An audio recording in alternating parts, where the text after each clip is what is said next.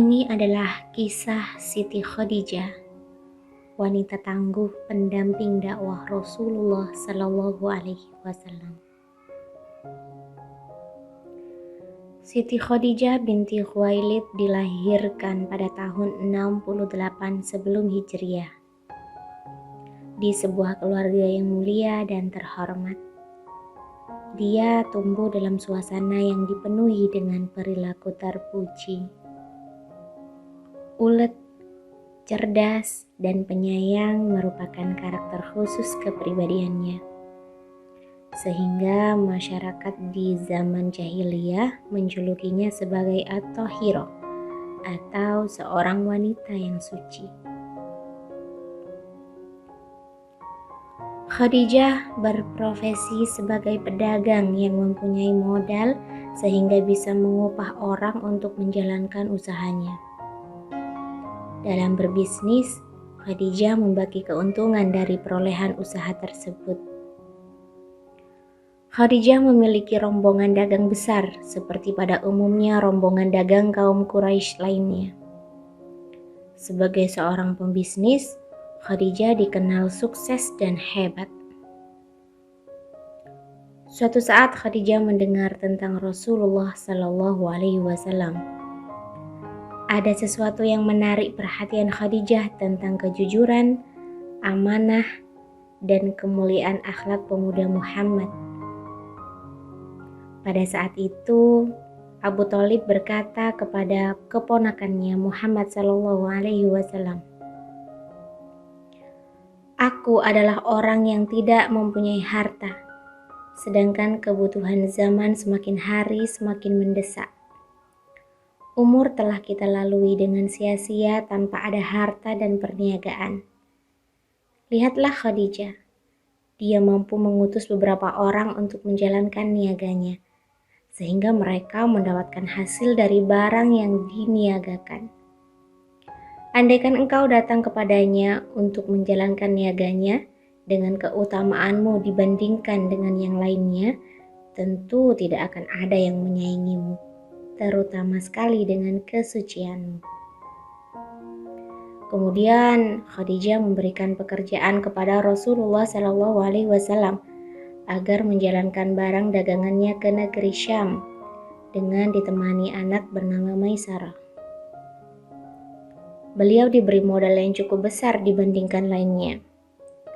Rasulullah menerima pekerjaan tersebut dan disertai Maisarah menuju kota Syam. Sesampainya di negeri tersebut, Muhammad mulai menjual barang dagangannya. Dan kemudian hasil dari penjualan tersebut, beliau belikan barang lagi untuk dijual di Mekah. Setelah misi dagangannya selesai, Muhammad muda bergabung dengan kafilah, kemudian kembali ke Mekah bersama Maisarah. Keuntungan yang didapatkan Rasulullah sungguh berlipat ganda, sehingga Khadijah menambahkan bonus untuk beliau dari hasil penjualan tersebut. Sesampainya di Makkah, Maisarah menceritakan perilaku baik Rasulullah yang dilihatnya dengan mata kepala sendiri. Khadijah merasa tertarik dengan cerita tersebut dan segera mengutus Maisarah untuk datang kepada Rasulullah. Maisarah menyampaikan pesan Khadijah, "Wahai anak pamanku, aku senang kepadamu karena kekerabatan, kekuasaan terhadap kaummu, amanahmu, kepribadianmu yang baik, dan kejujuran perkataanmu."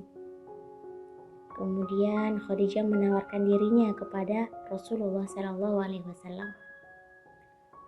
Rasulullah menceritakan perihal ini kepada para pamannya. Tidak lama kemudian Hamzah bin Abdul Muthalib bersama Rasulullah datang kepada Khuwailid bin Asad, bermaksud meminang putrinya itu untuk Rasulullah. Kemudian Khuwailid berkata, "Dia itu kuda yang tidak dicocok hidungnya," maksudnya seorang yang mulia. Rasulullah kemudian menikahi Khadijah dan memberinya 20 unta muda. Saat itu Khadijah berumur 40 tahun dan Rasulullah berumur 25 tahun. Dialah perempuan pertama yang dinikahi Nabi Shallallahu Alaihi Wasallam dan beliau tidak menikah dengan siapapun kecuali setelah Khadijah meninggal dunia. Dari Khadijah lahirlah Qasim, Abdullah, Zainab, Ruqayyah, Ummu Kulsum dan juga Fatimah. Saat menerima risalah kenabian, Khadijah merupakan orang pertama yang percaya kepada Allah dan Rasul beserta ajaran-ajarannya. Nabi Muhammad pun tidak menghiraukan berbagai ancaman dan propaganda yang datang dari kaum musyrikin. Karena di sampingnya terdapat sang kekasih pilihan Allah yang dengan setia mendampingi dan memperkuat aktivitas dakwahnya. Sehingga terasa ringan beban yang diemban dan ringan pula menghadapi cobaan apapun yang dilakukan oleh kaumnya. Setelah menerima wahyu pertama di Gua Hira, Rasulullah kembali ke rumah dengan perasaan takut seraya berkata kepada Khadijah, "Selimuti aku, selimuti aku." Maka Khadijah menyelimutinya hingga hilang perasaan takutnya itu. Beliau menceritakan semua yang telah terjadi. "Aku khawatir pada diriku," kata Rasulullah. Khadijah menjawab, "Tidak perlu khawatir. Allah tidak akan pernah menghinakanmu.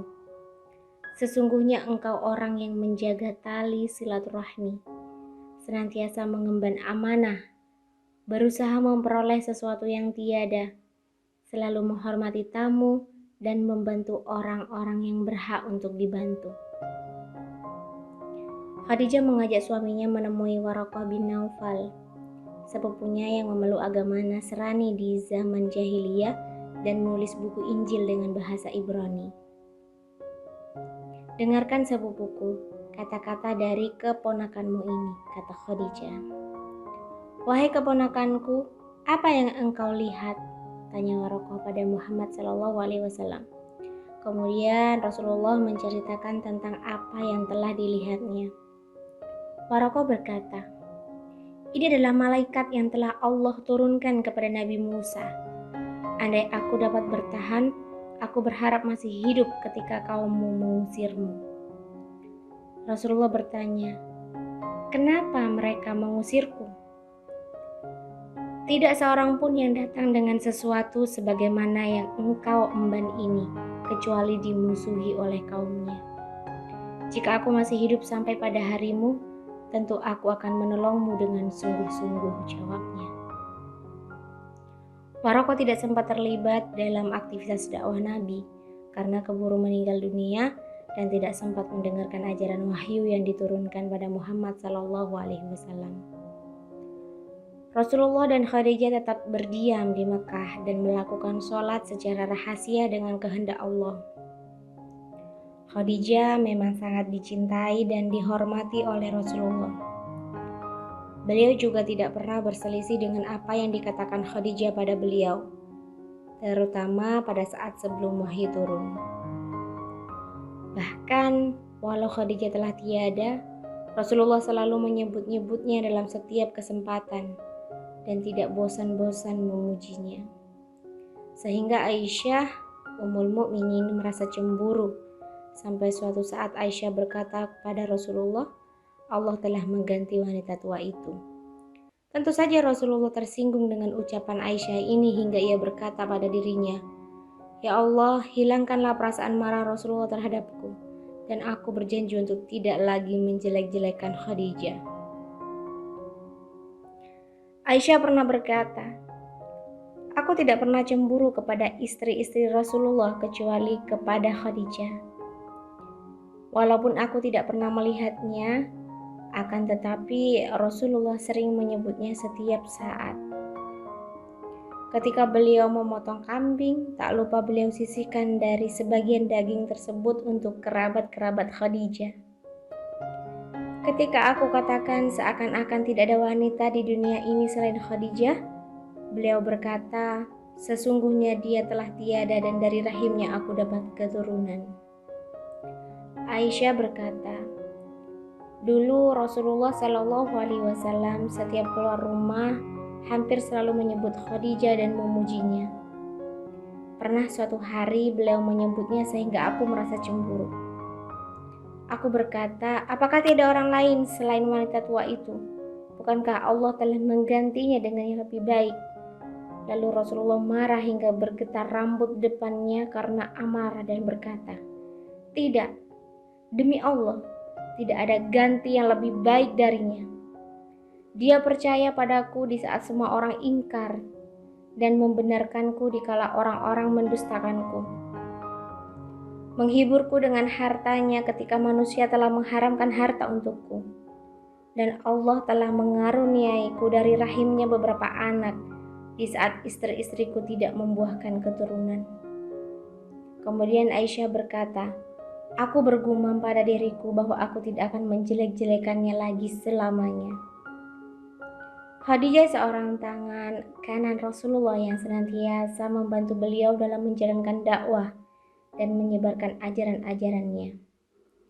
Meninggal pada tahun ketiga sebelum hijrah di kota Mekah pada usia 65 tahun. Di saat ajal menjemputnya, Rasulullah menghampiri Khadijah sembari berkata, engkau pasti tidak menyukai apa yang aku lihat saat ini, sedangkan Allah telah menjadikan dalam sesuatu yang tidak engkau kehendaki itu sebagai kebaikan. Saat pemakamannya, Rasulullah turun ke liang lahat dan dengan tangannya sendiri memasukkan jenazah Khadijah. Wafatnya Khadijah merupakan musibah besar, di mana setelahnya diikuti berbagai musibah dan peristiwa yang datangnya secara beruntun. Rasulullah SAW memikul beban dengan penuh ketabahan dan kesabaran demi mencapai ridho Allah Subhanahu wa Ta'ala.